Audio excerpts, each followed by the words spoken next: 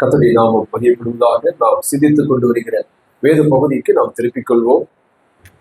எபேசியர் 6ஆம் அதிகாரம்.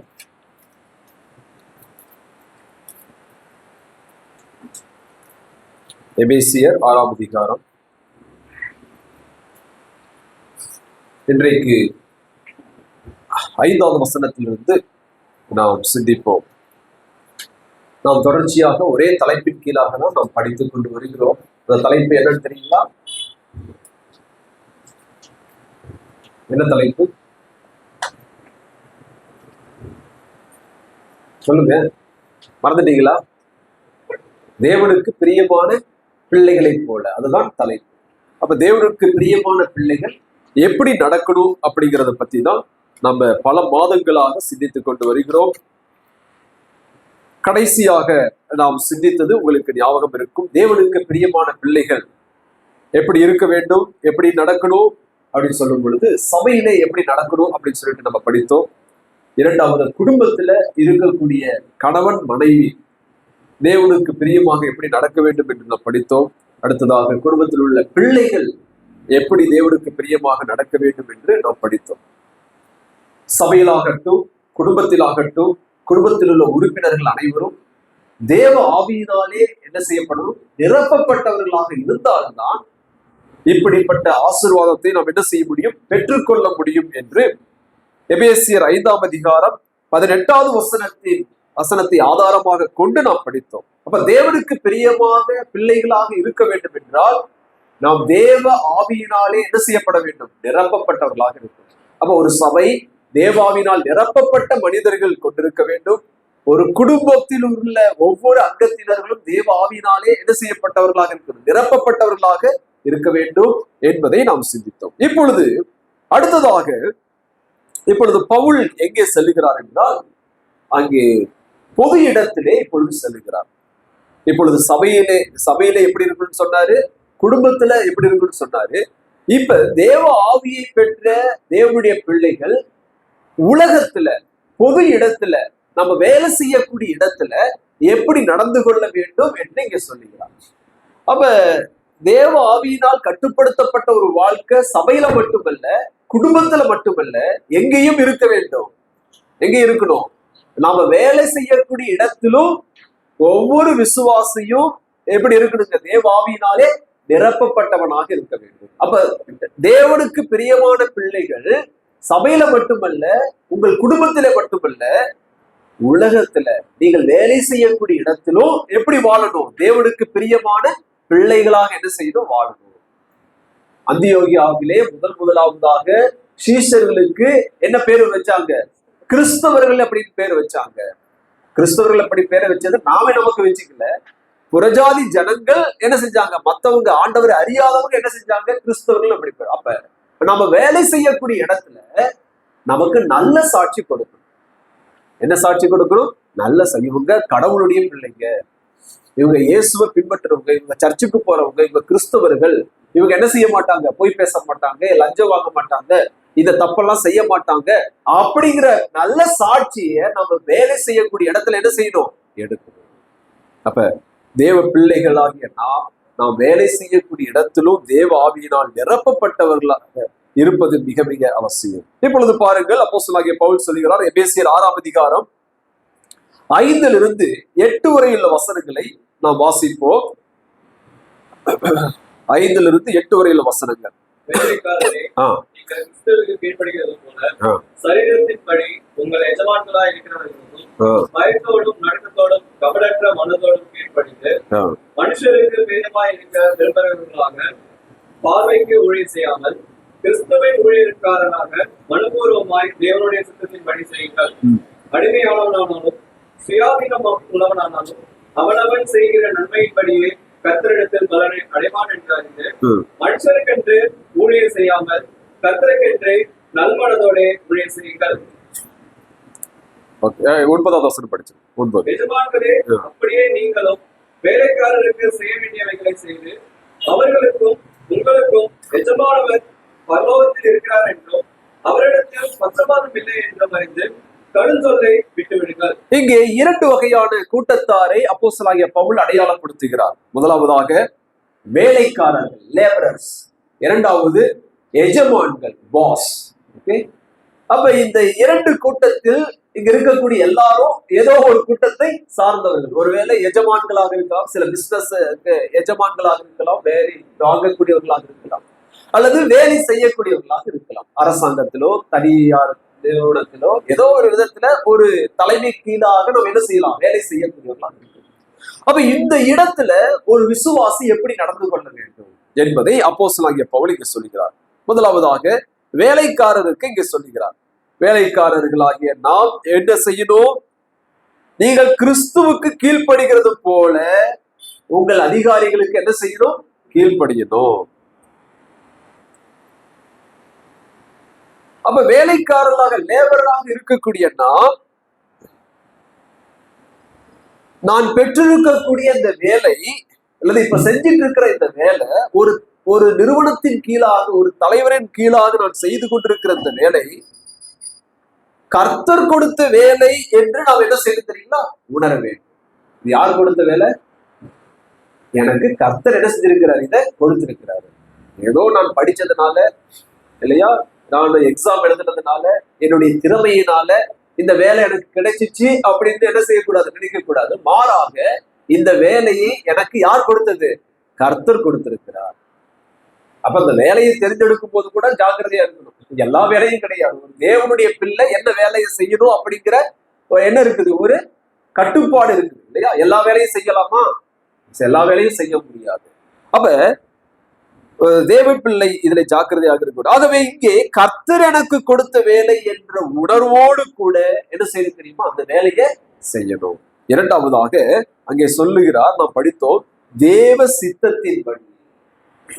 இது தேவனுடைய சித்தம் அப்படிங்கிற உணர்ந்து நாம் இருக்கக்கூடிய இடத்துல அந்த வேலையை என்ன செய்யணும், செய்ய வேண்டும். அடுத்ததாக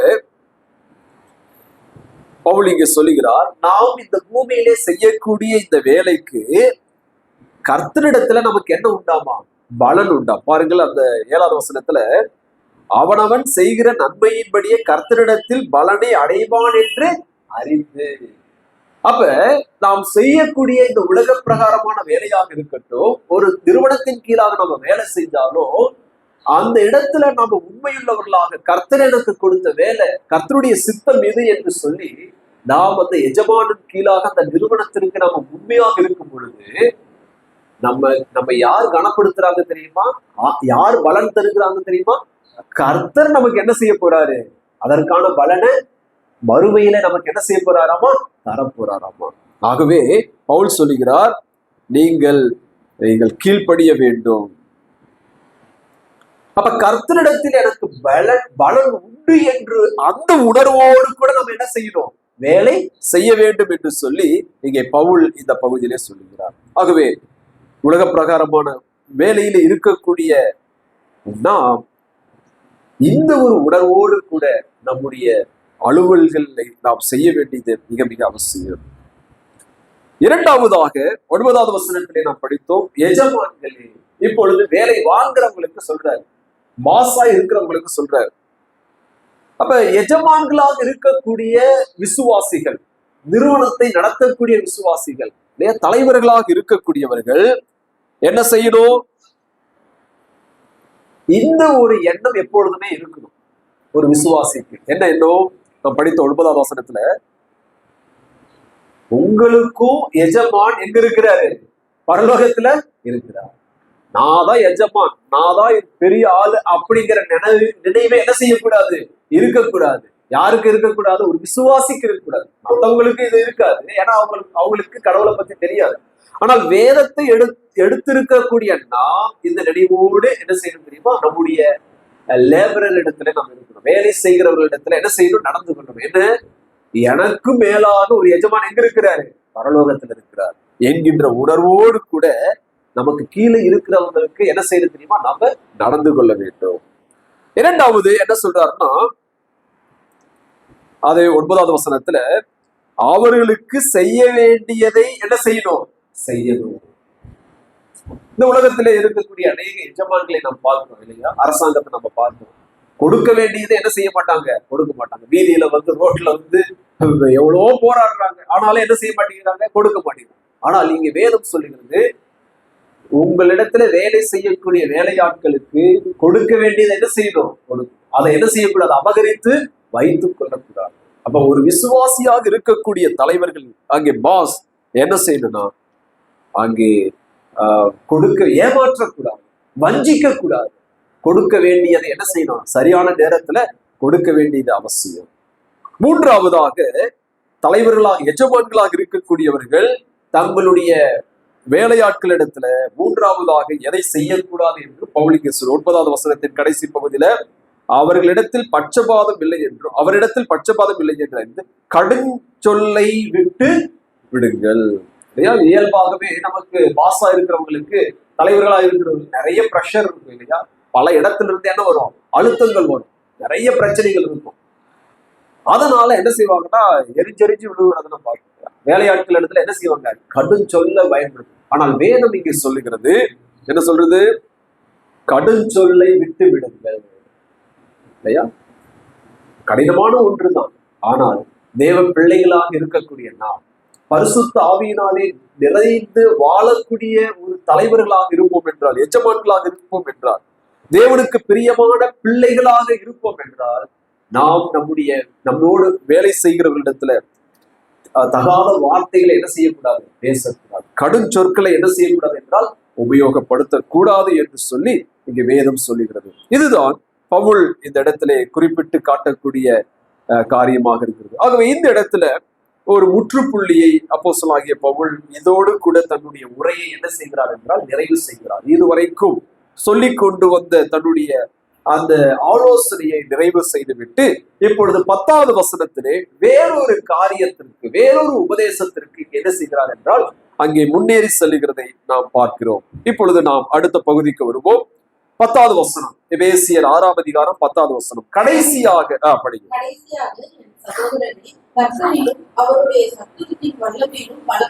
இப்பொழுது இதுவரைக்கும் என்ன சொல்லி கொண்டு வந்தார், தேவனுக்கு பிரியமான பிள்ளைகள் அப்படின்னு சொல்றாரு. கடைசியாக நாம் பார்த்தது, நீங்கள் பரிசுத்த ஆவியினால என்ன செய்து நிரம்பினவர்களாக இப்படி என்ன செய்யணும், நடக்கணும் அப்படின்னு சொல்றாரு. ஆனால் இப்பொழுது என்ன சொல்றாரு அப்படின்னா, கர்த்தருடைய சத்துவத்திலும் வல்லமையிலும் நீங்கள் என்ன செய்யணும், பலப்பட வேண்டும் என்கின்ற ஒரு புதிதான அங்கே சத்தியத்தை இங்கே அப்போஸ்தலனாகிய பவுல் எடுத்துக்கொண்டு வந்து சொல்லுகிறார். சுருங்க சொல்ல போனால், be strong in the Lord, தேவனுக்குள் எப்படி இருங்க, ஸ்திரமாக வல்லமையோடு என்ன செய்யுங்கள், இருங்கள் என்று சொல்லி இங்க சொல்லுகிறார். அங்கே நாம் படித்தோம், கடைசியாக என் சகோதரரே அப்படின்னா என்ன அர்த்தம்? இப்ப பவுல் இந்த நிருபத்தை என்ன செய்ய போகிறார், முடிக்க போகிறார். இந்த நிருபத்தை பவுல் எங்கிருந்து எழுதினார் அப்படின்னு சொன்னா, சிறைச்சாலையிலிருந்து என்ன செய்தார், எழுதினார். நீங்கள் வாசித்தால் தெரிந்து கொள்ளலாம்.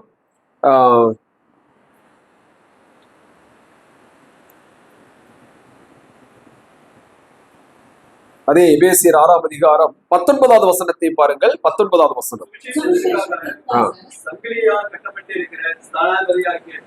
இப்ப பவுல் எப்படி இருக்கிறாரு, அவரு வெளியில ஃப்ரீயா இல்ல, சுதந்திரமா இல்ல, சங்கிலியினால் என்ன செய்யப்பட்டிருக்கிறார், கட்டப்பட்டிருக்கிறார். இப்படிப்பட்ட சூழ்நிலையில தான் எபேசு விசுவாசிகளுக்கு, சபைக்கு இந்த ஆலோசனைகள் எல்லாம் வழங்குகிறார். இப்பொழுது அவர் தன்னுடைய நிருபத்தின் முடிவாக இங்கே சொல்லுகிறார், கடைசியாக என் சகோதரரே என்ற அந்த வார்த்தை ஆழமான உறவை காட்டுகிறது.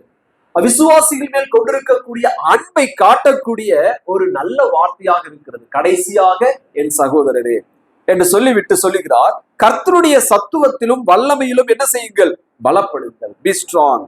இதே போன்ற இந்த வார்த்தையை பவுல் பல இடங்களிலே என்ன செய்கிறார் என்றால் பயன்படுத்த. 2 தீமோத்தேயு 2ஆம் அதிகாரம் 1வது வசனத்தை பாருங்கள். 2 தீமோத்தேயு 2:1.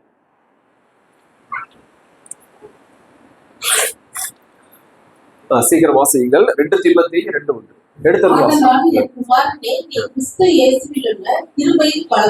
பலப்படு. பவுல் தீமோத்தேயுக்கு சொல்றாரு, நீ பலப்படு. அப்ப ஒரு கிறிஸ்துவன் நிச்சயமாக தேவனுடைய சத்துவத்திலே, வல்லமையிலே என்ன செய்யணும், பலப்பட வேண்டியது மிக மிக அவசியம். யோசுவாவின் காலத்திலே யோசுவாவுக்கு தேவன் இவ்விதமாக அறிவுரை கூறுகிறார், நீ பலன் கொண்டு திடமனதாய் இரு, நீ கலங்காதே, திகையாதே, நான் உன்னுடனே கூட என்ன செய்கிறேன், இருக்கிறேன். நான் உனக்காக என்ன செய்கிறேன், இருக்கிறேன் என்று யோசுவா 1ஆம் அதிகாரம் 6வது வசனம் 7வது வசனம் 9வது வசனத்தை எல்லாம் என்ன செய்ய முடியும், படிக்க முடியும். அதே போல உபாகமம் 31ஆம் அதிகாரம் 6 மற்றும் 7 வசனங்கள் படிக்கும் பொழுது யோசுவாவை பார்த்து ஆண்டவர் சொல்ல பலன் கொண்டு திடமனதாகிறது. ஏன் தெரியுமா இந்த வார்த்தை சொல்லப்படுகிறது? அவன் இப்பொழுது யுத்தத்திற்கு போக போகிறான். யோசுவா ஒரு மிகப்பெரிய யுத்தத்திற்காக அவன் தயாராக இருக்கிறான். அந்த ஜனங்களை எல்லாம் என்ன செய்கிறான், யுத்தத்திற்கு தயார்படுத்துகிறான். ஒரு மிகப்பெரிய எதிரியை முன்னாடி இருக்கிறான். ஆகவே அந்த சூழ்நிலையை கருத்தில் கொண்டு இங்க ஆண்டவர் சொல்லுகிறார், பலன் கொண்டு திடமனதாயிரு என்று சொல்கிறார். இப்பொழுது அதே ஒரு காட்சியிலேதான் இப்பொழுது இந்த இடத்துல அப்போஸ்தலனாகிய பவுல் சொல்லுகிறார், என் சகோதரரே, கர்த்தரிலும் அவருடைய சத்துவத்தின் வல்லமையிலும் என்ன செய்யுங்கள், பலப்படுங்கள். ஏனென்றால் நீங்கள் ஒரு யுத்த களத்திலே என்ன செய்கிறீர்கள், இருக்கிறீர்கள். உங்களுக்கு முன்பதாக ஒரு மிகப்பெரிய எதிரி இருக்கிறான். உங்களுக்காக யுத்த களம் ஆயத்தமாக இருக்கிறது. இங்க உள்ள வித்தியாசம் என்னவென்றால், யோசுவாவுக்கும் நமக்கும் உள்ள வித்தியாசம் என்னவென்றால், யோசுவா அநேக எதிரிகளை என்ன செய்தான், அங்கே சந்தித்தான். அதெல்லாம் மனித எதிரிகள் இல்லையா? ஆனால் இன்றைக்கு நாம் சந்திக்கக்கூடிய எதிரி, வேதம் சொல்லுகிறது, மனிதர்கள் நமக்கு என்ன இல்லை, எதிரிகள் அல்ல. மாறாக நமக்கு உண்பதாக இருக்கக்கூடிய எதிரி யார் தெரியுங்களா? நம்மை காட்டிலும் பல மடங்கு வலிமை கொண்ட எதிரி தான். இந்த உலகத்தில் உள்ள எல்லா எதிரிகளை காட்டிலும், இந்த உலகத்தில் உள்ள எல்லா மோசமான ஆயுதங்களை காட்டிலும், எல்லா எதிரிகளை விட வலிமையான எதிரி தான் இன்றைக்கு நாம் சந்திக்கக்கூடிய எதிரியாக இருக்கு. நம்முடைய போர்க்களத்திலே நமக்காக காத்து கொண்டிருக்கிறார். நாம் போராடி கொண்டிருக்கிறோம். யார் அந்த எதிரி? எபேசியர் 6ஆம் அதிகாரம் 12வது வசனத்தை பாருங்கள். 12. ஏனெனில் மாம்சத்தோடும் இரத்தத்தோடும் அல்ல, துரைத்தனங்களோடும் அதிகாரங்களோடும் அந்தகார லோகாதிபதிகளோடும் வான மண்டலங்களில் உள்ள பொல்லாத ஆவிகளின் சேனைகளோடும் நமக்கு போராடுகிறது. நாம சந்திக்கக்கூடிய எதிரி இந்த உலகத்தில் உள்ள எல்லா வல்லமையுள்ள எதிரியை காட்டிலும், எல்லா வல்லமையுள்ள ஆயுதத்தை காட்டிலும் மிக மிக பலமான எதிரி தான் நம்முடைய யுத்த களத்துல நமக்காக என்ன செஞ்சுட்டு இருக்கிறாங்க, வெயிட் பண்ணிட்டு இருக்கிறாங்க. யார் அந்த எதிரி? யார் அந்த எதிரி? சாத்தான். இல்ல, சுருங்க சொல்ல போனா இல்ல, சாத்தானும் அவனுடைய சேனைகளும். சாத்தானும் அவனுடைய சேனைகளும். கண்ணுக்கு புலன்படாத எதிரியோடு தான் நமக்கு என்ன உண்டு தெரியுமா, போராட்டம்.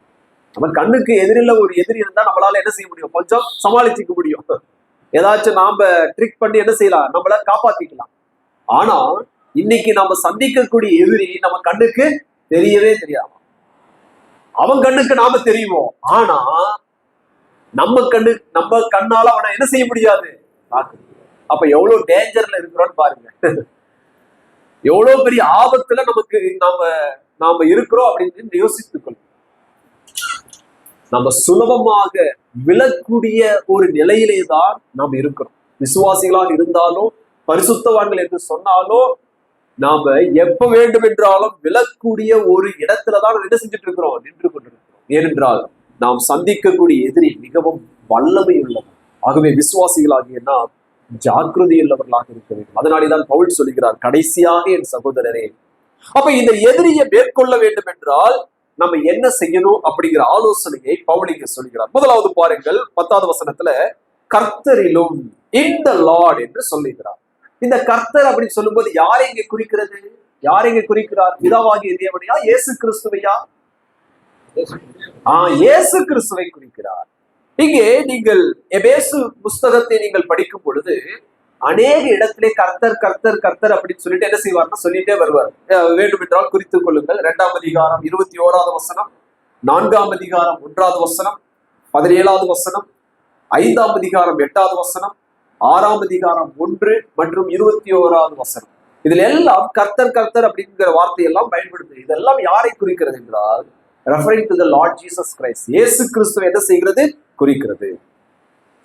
இந்த இயேசு கிறிஸ்துவனுடைய சத்துவத்திலும் வல்லமையிலும் என்ன செய்யுங்கள், பலப்படுங்கள் என்று சொல்கிறார். அப்ப ஒவ்வொரு விசுவாசிகளும் இந்த கண்ணுக்கு புலன்படாத இந்த சாத்தானை, அசுத்த ஆவிகளை, வல்லமையுள்ள இந்த எதிரியை மேற்கொள்ள வேண்டும் என்றால் நமக்கு என்ன தேவை தெரியுமா? என்ன தேவை?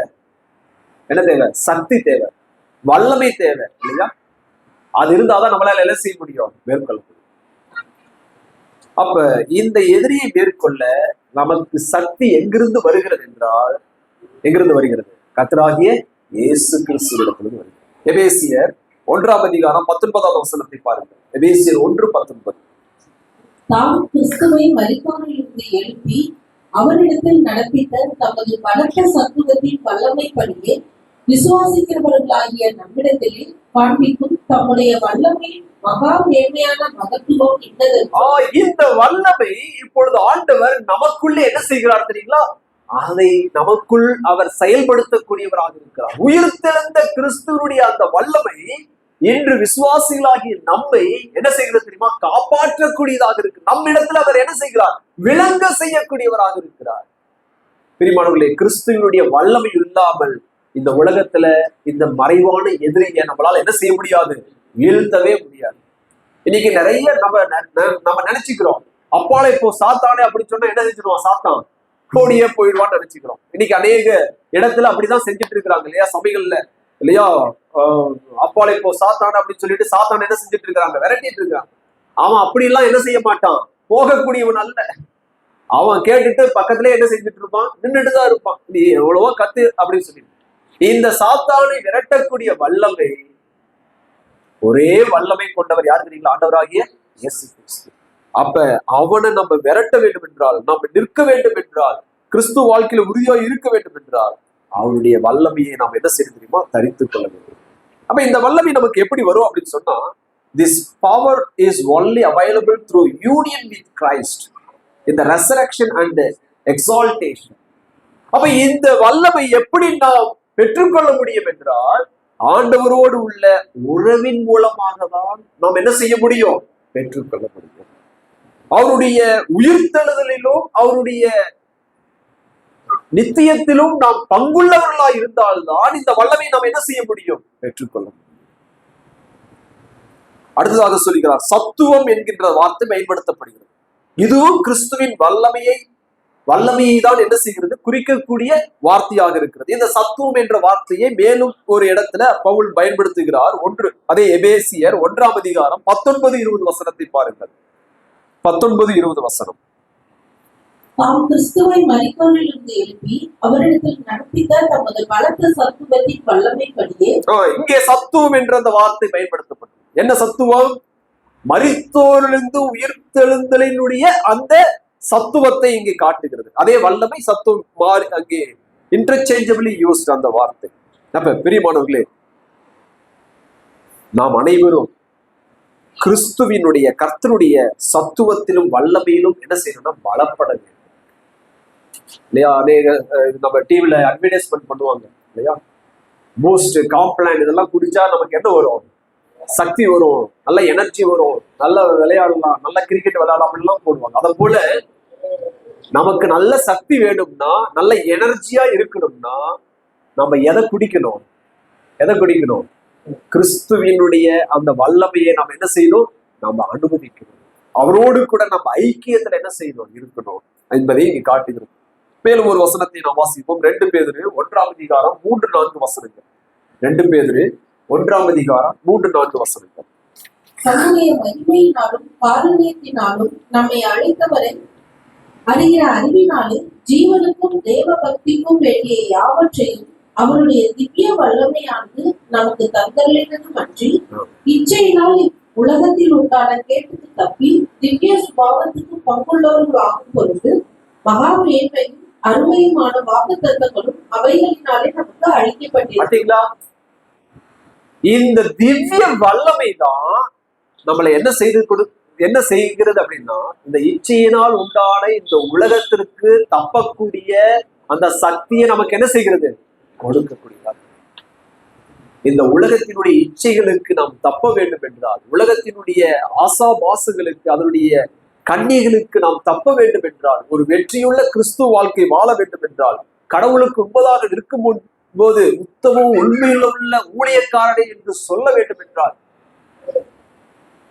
கடவுளுடைய சக்தியை நம்ம பெற்றுக்கொள்ளும், கடவுளுடைய வல்லமையை நாம் என்ன செய்யணும், எடுத்துக்கொள்ளும். ஆண்டவராக இயேசு கிறிஸ்து பரமேறி செல்லும் பொழுது சொன்னார், அவர் வரும்பொழுது அப்போஸ்தலர் நடவடிக்கைகளை படிக்கிறோம், நீங்கள் பலன் அடைந்து இல்லையா எல்லா இடத்திலும் எனக்கு சாட்சிகளாக என்ன செய்வீங்க, இருப்பீங்க. அப்போஸ்தலர் நடவடிக்கைகள் 1ஆம் அதிகாரம் படிக்கிறோம். அப்ப இந்த சக்தி, இந்த வல்லமை நமக்கு யார் கொடுப்பது அப்படின்னா யாருங்க? பரிசுத்த ஆவியானவர். பரிசுத்த ஆவியானவர் நமக்குள் இருப்பதினால நாம் இந்த பலனை பெற்றுக்கொண்டிருக்கிறோம். இந்த பலனுக்காக நம்ம என்ன செய்ய தேவையில்லை, கேட்டுட்டு இருக்க தேவையில்லை. ஆண்டவரே எனக்கு கொடுங்க கொடுங்கன்னு சொல்லிட்டு என்ன செய்ய தேவையில்லை, கேட்க வேண்டிய தேவையில்லை. இந்த சக்தி, இந்த பலன் எல்லாமே பரிசுத்த ஆவி நமக்குள் வந்த பொழுதே நாம் என்ன செய்யப்பட்டு விட்டோம், கிடைக்க பெற்று விட்டது. இப்ப என்ன விஷயம் தெரியுங்களா, இதுல நம்ம என்ன செய்யணும்னா பலப்பட வேண்டும். இதுல என்ன செய்யணும், நாம எக்யூப் ஆகணும். அந்த சக்தி எல்லாம் நமக்கு இருக்குது. அதெல்லாம் நமக்கு இருந்தும் கூட அதை தெரியாமல் விசுவாசிகள் இன்றைக்கு அநேக பாவங்கள்ல, அநேக இச்சைகள்ல போய் விழுந்து சிக்கி கொண்டு இருக்கிறாங்க. ஆண்டவரத்துல கதறி கொண்டிருக்க, ஆண்டவரே என்னால எழும்ப முடியல, இந்த பாவத்திலிருந்து என்னால எழும்ப முடியல, இந்த அடிக்ஷன்ல இருந்து என்னால வெளியே வர முடியலன்னு சொல்லிட்டு என்ன செஞ்சுட்டு இருக்கிறாங்க, கதறி கொண்டிருக்கிறாங்க.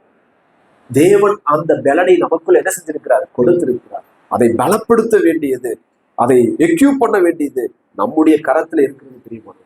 ஆகவே பவுல் கடைசியாக சொல்கிறார், சகோதரரே கர்த்தரிலும் அவருடைய சத்துவத்தின் வல்லமையிலும் என்ன செய்யுங்கள், பலப்படுங்கள். அந்த கர்த்தருடைய வல்லமை என்ன என்பதை பவுல் சொல்கிறார். இந்த கர்த்தரிலும் அவருடைய சத்துவத்தின் வல்லமையிலும் பலப்படுங்கள் என்று சொல்லுகிறாரே, அந்த வல்லமை என்ன, அந்த சத்துவம் என்ன, அதைதான் 13வது வசனத்திலிருந்து சொல்லுகிறார். அந்த கர்த்தருடைய வல்லமை சத்துவத்தை 13வது வசனத்திலிருந்து சொல்லுகிறார். எபேசியர் 6ஆம் அதிகாரம் 13வது வசனத்தை வாசிப்போம். ஆகையால் இந்த நாளிலே அவைகளுக்கு எதிர்க்கவும் சகலத்தையும் செய்து முடித்தவர்களாய் இருக்கவும் ராணியர்களாகும்படிக்கு தேவனுடைய சர்வாயுத வர்க்கத்தையும் அந்த தேவனுடைய வல்லமை என்னவென்றால், நம்மை பலப்படுத்தக்கூடியது என்னவென்றால் என்னதுங்க, அந்த தேவனுடைய அந்த சத்துவம், அந்த வல்லமை எதுங்க, தேவனுடைய சர்வாயுத வர்க்கம், அதுதான் அந்த வல்லமை. இப்ப பவுல் சொல்றாரு, இந்த சர்வாயுத வர்க்கத்தை என்ன செய்யுங்கள், எடுத்துக்கொள்ளுங்கள், அல்லது உங்கள் உடலிலே தரித்துக் கொள்ளுங்கள் என்று சொல்கிறார். நான் ஏற்கனவே சொன்னேன், பவுல் இப்பொழுது எங்க இருக்கிறார், சிறைச்சாலையில் இருக்கிறார், சங்கிலியினால் கட்டப்பட்டிருக்கிறார். இந்த ஒரு பார்வை, இந்த ஒரு சித்திரத்தை எங்கிருந்து பெற்றார் என்றால், அவருக்கு முன்பதாக அநேக சேவகர்கள் என்ன செய்கிறாங்க, ரோம சேவகர்கள் நின்று கொண்டிருக்கிறாங்க. அவங்க தலையில, மார்புல, கையில, இல்லையா காலில் ஷூ இதெல்லாம் போட்டுட்டு இருக்கிறாங்க. இதை பார்க்கும் பொழுது அதை அப்படியே என்ன செய்யறாருன்னா, ஆவிக்குரிய அந்த சர்வாயுத வர்க்கத்தோடு என்ன செய்கிறார் என்றால் இணைத்து இங்கே பேசுகிறார். இப்பொழுது முதலாவதாக இங்கே 13வது வசனத்திலே சொல்லப்பட்டுள்ள சர்வாயுத வர்க்கம், இதுதான் தேவனுடைய வல்லமையாக சத்துவமாக இருக்கிறது. இதிலே நாம் என்ன செய்யணும் தெரியுமா, பலப்பட வேண்டும். இதை நாம் என்ன செய்யணும், கருத்தாய் என்ன செய்யணும், ஆராய வேண்டும். இதுல நாம உறுதியோடு இருக்கணும். இதுல நம்ம உறுதியா இருந்தா நாம என்ன செய்ய மாட்டோம் தெரியுமா, இந்த சாத்தானுடைய தந்திரத்துல நம்ம வீழ்ந்து போக மாட்டோம். நாம் இந்த யுத்த காலத்துல நம்மளால என்ன செய்ய முடியும், வெற்றி கொள்ள முடியும். முதலாவது சர்வாயுத வர்க்கம் என்ன, 14வது வசனம். சத்தியம் என்னும் கச்சையை உங்கள் அறையில் கட்டினவர்களாயும். போதும். முதலாவது சர்வாயுத வர்க்கம், சத்தியம் என்னும் கச்சையை உங்கள் அறையிலே கட்டினவர்களாயும். போர் வீரர்கள் கச்சை அப்படின்னு சொன்னா என்னது, பெல்ட் இல்லைங்களா, பெல்ட் கட்டி இருப்பாங்க. ஆனால் இந்த இடத்துல உள்ள கச்சை என்பது நாம கட்டுற பெல்ட்டை காட்டிலும் கொஞ்சம் வித்தியாசமானது. என்னன்னா, போர் வீரர்கள் அந்த ஸ்வர்ட் இருக்குதுல்ல, வாளை வைக்கிறதுக்காக என்ன செய்வாங்கன்னா ஒரு கச்சையை கட்டுவாங்க. அதை தான் இந்த இடத்துல சொல்லுகிறார். அப்ப இப்ப பவுல் சொல்றாரு, சத்தியம் என்னும் கச்சையை உங்கள் அறையில என்ன செய்யுங்க, கட்டி கொள்ளுங்கள். சத்தியம் என்னது, சத்தியம்னா என்னதுங்க, அவர் வார்த்தை சத்தியம். 12வது வசனத்துல, இந்த பொல்லாங்கனை நாம் ஜெயித்து நிற்க திராணியுள்ளவர்களாகும்படிக்கு சத்தியம் என்பது மிக மிக அவசியமாக இருக்கிறது. இன்றைக்கு அநேக விசுவாசிகள் நிற்காமல் விழுவதற்கு காரணம் என்னவென்றால், they don't know the truth. அவங்களுக்கு என்ன தெரியாது, சத்தியம்னா என்னன்னே தெரியல. இன்னைக்கு சபைகள்ல பாடல் பாடப்படுகிறது, ஆராதனைகள் இருக்கிறது, துதி ஆராதனைகள் இருக்கிறது, ஊழியங்கள் இருக்கிறது. ஆனால் என்ன இல்லை தெரியுங்களா? சத்தியம் இல்லை. சபைகள்ல அங்கே சுகமாக்கப்படுகிற சுக நிகழ்ச்சிகள் நடைபெறுகிறது, சுகமாக்கும் ஊழியங்கள் நடைபெறுகிறது. அங்கே ப்ராஸ்பரிட்டி காஸ்பிள், அதாவது செழிப்பு உபதேசங்கள் பிரசங்கிக்கப்படுகிறது, ஆசீர்வாதங்கள் கொடுக்கப்படுகிறது. ஆனால் எதை பிரசங்கிப்பது இல்லை தெரியுமா? சத்தியத்தை என்ன செய்யறதில்லை, பிரசங்கிப்பது இல்லை. சத்தியம் போதிக்கப்படும் சபையில் நாம் ஐக்கியப்படுவது மிக மிக அவசியம். ஒருவேளை நீங்க வேற ஒரு இடத்துக்கு போனாலும் அங்க போகும்போது வீட்டு பக்கத்திலேயே ஒரு சபை இருக்குதுங்க, நாங்க போறோங்க அப்படின்னு சொல்லிட்டு என்ன செய்யக்கூடாது, சபையை தேர்ந்தெடுக்க கூடாது. எதன் அடிப்படையில ஒரு சபையை தேர்ந்தெடுக்க வேண்டும் என்றால், எதன் அடிப்படையில?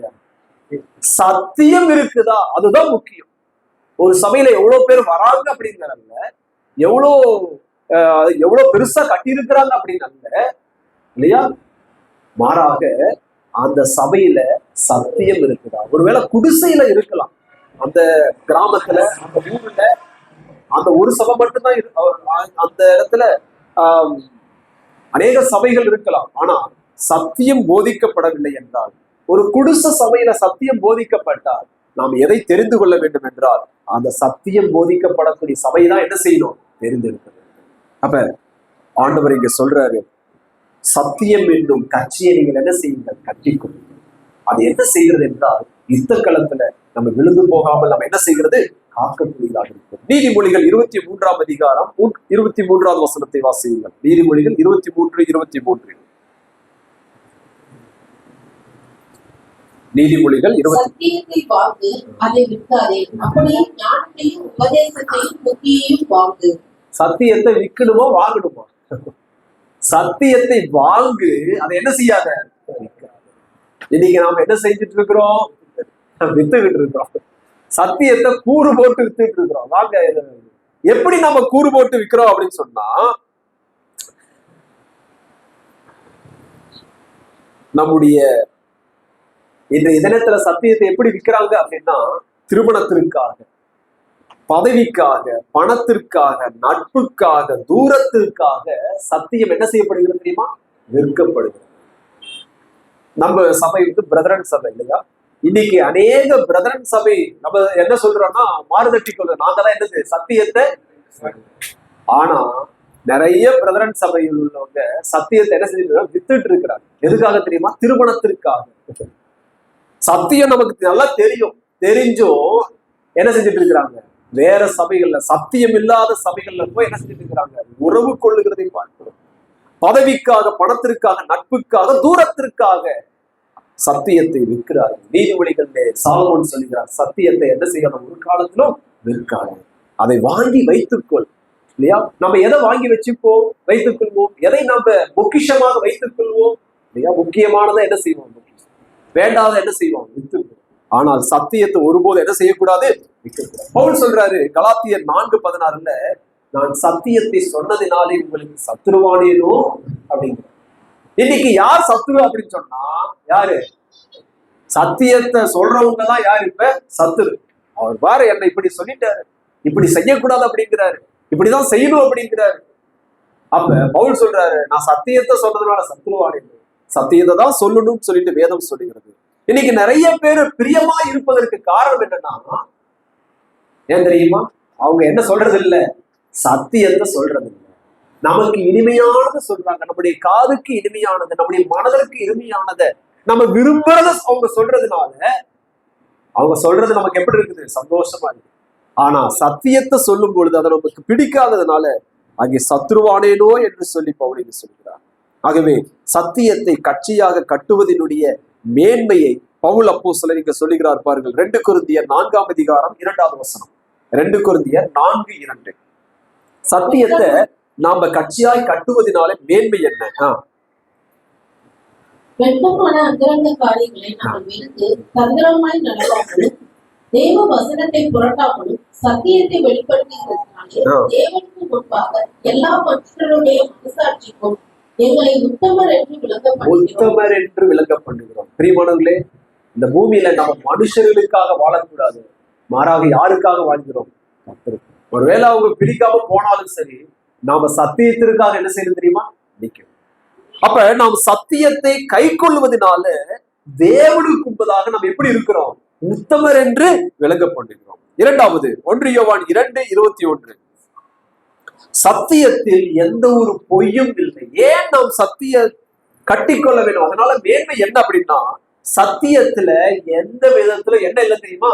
களங்கமற்றதுதான் என்னது? சத்தியம். அதுல எந்த ஒரு பொய்யும் இல்லை. சத்தியம் இல்லாத இடத்துல எல்லாமே என்னதான் சொல்லப்படுகிறது தெரியுமா? பொய் தான் சொல்லப்படுது. எல்லாம் கலப்படமாக தான் இருக்கிறது என்று அங்கே யோவான் சொல்லுகிறார். சத்தியத்திலே பொய் ஒன்றும் இல்லை, அதை கலப்படம் ஒன்றும் இல்லை. சத்தியத்தை மற்றவர்கள் புரட்டுகிறது போல நாங்கள் என்ன செய்கிறது இல்லை? புரட்டுகிறது இல்லை என்று சொல்லி அங்கே சொல்லுகிறார். ஆகவே நாம் சத்தியத்தை கச்சையாக கட்டிக்கொள்ளும், அதனால மேன்மை ஏற்படுகிறது. மூன்றாவதாக சத்தியத்தை நேசிக்க வேண்டும் என்று சொல்லப்படும் 4ஆம் அதிகாரம் 15வது வசனத்துல, எபேசியர் 4:15, ஆனபடியினாலே நீங்கள் ஞானமற்றவர்களைப் போல் நடவாமல் ஞானமுள்ளவர்களைப் போல், அதாவது அன்புடன் சத்தியத்தை கைக்கொண்டு பழையாறிய கிறிஸ்துவுக்குள் அன்புடன் சத்தியத்தை கைக்கொண்டு. சத்தியத்தை எப்படி கை கொள்ளணும்? கசப்பா இல்ல, வேண்டாம் வெறுப்போட இல்ல, ஐயோ சொல்லிட்டாங்களே அப்படின்னு அல்ல. எப்படி கை கொள்ளணும்? அன்போடு கூட நம்ம என்ன செய்யணும்? கை கொள்ளணும். 2 யோவான் 1வது வசனத்திலே கூட அங்கே இது போன்ற வசனங்கள் சொல்லப்பட்டுள்ளது.